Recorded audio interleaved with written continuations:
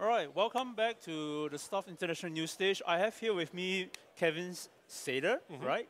He's the Global Director of Systems Marketing for Razer. Right. So today we have Razer here to talk a bit more about their latest products here. So Kevin, what would you like to just do a quick intro of these three products here? Yeah, definitely. So first thing I wanted to introduce here was the Razer Forge TV. It's an Android TV micro console focused on gaming. So we put in a really high-powered silicone in here with the Snapdragon 805 processor, 16 gigs of storage and 2 gigs of system memory, gigabit Ethernet as well as 802.11ac. And Bluetooth for peripheral connections. So really high-powered micro console designed focused on Android TV and Android gaming in particular. To do Android gaming, of course, you need a great controller, and that's where the Razer Serval comes into play. It's a Bluetooth-based Android game controller. So it's got two directional pads, it's got 2 analog sticks, and 4 hyper-response ABXY buttons, as well as a couple dedicated Android navigation buttons. There's even a phone clip, so you can use it with an Android phone, or you can use it with your Forge TV. Now, this looks very interesting. Yeah, so this is the third product that we're announcing here today. This is the Razer Turret, and it is a lapboard gaming, lapboard and mouse. So it's designed for PC gaming in the living room. And so basically we took a really thin profile keyboard, put in a huge battery life to it, made it nice and foldable so you can dock it and store it away when you're not using it. And even put in nice features like a magnetic system so when you have it at a slight angle, the mouse won't easily slide off, but still easy to move and get the precision you need for gaming. Okay, but as you can see from CES this year, there's a lot of talk about connected home. That's been the biggest trend that we're seeing for CES 2015. Now, let's look at the evolution of connected homes and how streaming has actually evolved from the media format, like for example Netflix, to gaming, to game streaming services offered by, like right now, Razer, and also Valve, who actually does Steam, and also Sony for the PlayStation Now service. How do you see the evolution going on? Yeah, we think it's great, the ability to to evolve from media streaming into this kind of two-way communication where you can stream a game and actually be able to play the game at the same time. So what we're doing with our approach to that, we have a huge PC gaming following, obviously, as you know, and we wanted to take the experience they're having in the bedroom, in the den, the office, wherever their gaming desktop is currently, and we want to bring that experience into the living room. So really connecting those two rooms and sharing that experience across them. In order to do that, we're going to leverage in Q2, we'll have a beta out for our Cortex Stream. So it'll be a new component to our Cortex software. Cortex, for those that aren't familiar with it, it's a game aggregator and game launcher. It's got currently over 10 million active users on it. So when we launch in Q2 the beta of Cortex Stream, it'll be our solution to stream that PC gaming from the living room to from the bedroom to the living room on the Razer Forge TV. And that's where the lapboard comes into play as well. So we're looking at moving your PC gaming from a fixed position in your right in front of your desktop to your living room. So what is the advantage of this new streaming service here? Yeah, so we've heard a lot of feedback from fans that they love the PC gaming experience, but they want to play it in more rooms than where their current PC is located. They don't want to invest in a second gaming PC. Those can be quite expensive. And you know, they want to be able to take it out into the living room where maybe it's more of a social experience as well. So the ability to stream that from your current existing desktop through a device like Forge TV, which is a $99 micro console, really gives you an inexpensive way to bring that experience into the living room. Yep. But as you can see, right now, most of us own multiple gadgets. And with that, there is the first row problem of users owning way too many. So how does the connected home and maybe even game streaming solve this particular problem of multiple gadgets? Yeah, so for game streaming, for example, like I said, you don't need to buy a second computer. You can now leverage the power of the computer you already have through this less expensive device and have that same experience, including the mouse and keyboard with the Razer Turret. As far as the Android controller, that also helps connect different devices. So it's designed to work with our Forge TV product, but at the same time, it's an Android Bluetooth controller. So you'd be able to use that with a phone that can clip to it. You could use it with an Android tablet that you have, and really expand the usefulness of that product across a range of devices that you might already own or are planning to buy. So theoretically, we are looking at the redundancy or fragmentation of platforms because, as you know, most of us would have maybe one Android device, or even a PC gaming desktop. But with that, we have so many things to connect to. It's kind of hard for us to actually fix one device for everything else. Yep. So For the Android, okay, let's look at the controller itself. You mentioned that it works for both PC and Android. So correct? the lap board will work for both PC and Android, and it too has some dedicated Android buttons on it as well. The controller will work for the Forge TV Android device. It'll also work for other Android devices such as phones and tablets. And you can connect multiple controllers to the Forge TV. So now that you're doing Android on the big screen in the living room, you might want to play those games with friends that are sitting on the couch with you, which is an experience you just really couldn't have on a phone or tablet before. Well, for connectivity, it kind of goes both ways, right? So right now we're looking at, for the Forge, you're connecting from PC to a bigger TV through the Forge. And from what I understand, the Forge is actually using Android TV. Yes. So what are the benefits of using Android TV? Let's say, for example, you have a smartphone that you wish to push onto the big screen. Yeah, so Android TV and our device is no different. It features the ability to do Google Cast. So if you have a device, a phone or a tablet or even a PC or a Chromebook or something like that, you can actually cast that onto the bigger screen really easily by just kind of tossing the content up there.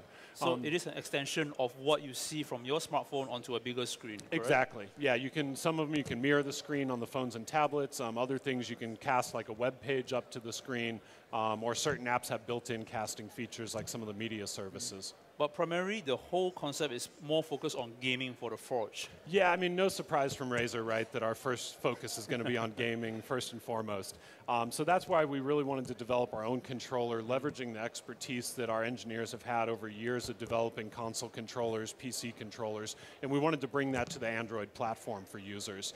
We think the Forge TV is a great way to do that. It gets into these next-level graphics on the big screen. We're talking full HD resolution, great-looking games, and now the ability to have great control for those games versus what you might have had earlier with a touch device. But interestingly, you were talking about easier use of control. And how easy is it for us to actually use a controller to link up with the Forge TV in terms of the user interface, accessing like apps like Netflix, for example? Is it much easier? So you can use the controller to navigate. The Android TV interface is very simple. It's designed from the ground up for that 10-foot experience. So it's very tile-like interface, up, down, left, right navigation, and select what you want or go back when you want to go back. So it's very intuitive. You know exactly what you're doing within like just a few seconds. Yeah, right? as far as navigating, you really don't need a controller like this to do the navigation. We actually have a remote app for the Android and iOS devices that give you that basic directional pad control, as well as the ability to do voice search for content, which is a really cool feature of Android TV. But if you look at it for connected homes, right now, as we mentioned, it's more towards media streaming, game streaming, and we're also looking at smart appliances. So in the next 5 years, how do you think Razer will actually help to contribute to the evolution of connected homes? Yeah, so I think as users start to have these variety of devices and then more and more of them are becoming connected, we're going to look for interesting ways to leverage our expertise in hardware as well as our expertise in software to bring those experiences together in unique ways, fun ways, and really exciting ways as well. Well, maybe do you have any examples of the interesting and fun ways that Razer can come up Yeah, with? so one of the fun things I've been having with the Android TV is the ability to use the cloud save feature that some of the Google games have. So I can start a game on the Android TV, and if I have to go somewhere, step out, I can actually pause that game. It'll sync my progress to the cloud. I can then pick it up on my mobile phone, clip it into the controller, and continue that game on the train while I'm commuting. So it's a very seamless connection between TV, smartphone, and what about PC? Yeah, and then with PC, you know, we'll be doing a Razer Cortex stream that we talked about, the beta coming in Q2. And really the interface for that's going to be so simple for users. On the Android TV, they'll have a tile-based kind of menu similar to what you have in the PC version of Cortex. It'll have all your PC games from your Cortex library as well as all your Android TV games in the same interface. So you don't even have to think, is it a PC game or an Android TV game? You just want to find the game you want to play, select it, and go at it and play. Okay, but let's look at the games itself. You mentioned that the Cortex will be available in Q2, right? Q2 is a beta. And what are the games that are currently supported for this? So one of the goals we had with bringing that PC gaming experience into the living room was we didn't want to rely on certain hardware or certain game libraries. We really wanted to be as widespread as possible and really replicate the experience people are having today in their PC gaming in the living room.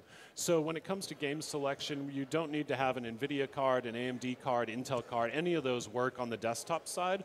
It doesn't need to be from Steam or Origin. Any game that shows up in Cortex, which is pretty much any game installed on your PC, you'll have the ability to stream that to the living room when we launch the beta in Q2.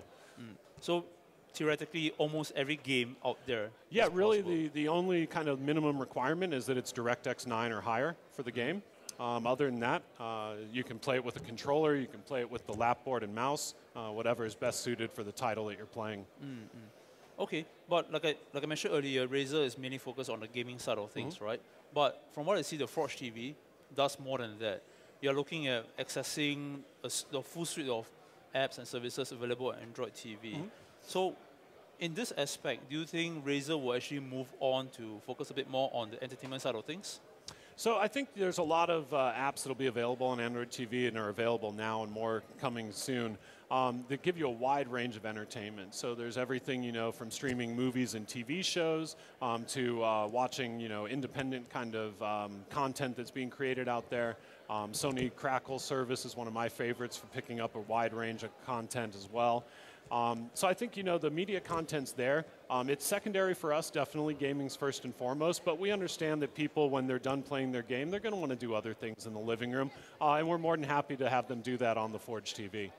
What about looking at the Forge TV as a hub to control everything within your home? Do you think this is a vision that Razer has for the future?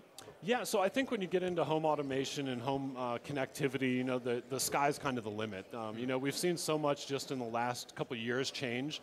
And so I think, we'll definitely have some tricks up our sleeves to add some value into connecting devices. We already do it a lot with our peripherals and our software services that we have. We have over 10 million active users on our software platform today. Synapse, for example, is a great cloud-based system, allows you to set different settings on peripherals and then take those settings with you when you go to a different computer. You can just pull them down from the cloud so you have all your key bindings and sensitivity settings for your controllers ready to go. Okay. Okay, maybe there's one last question here.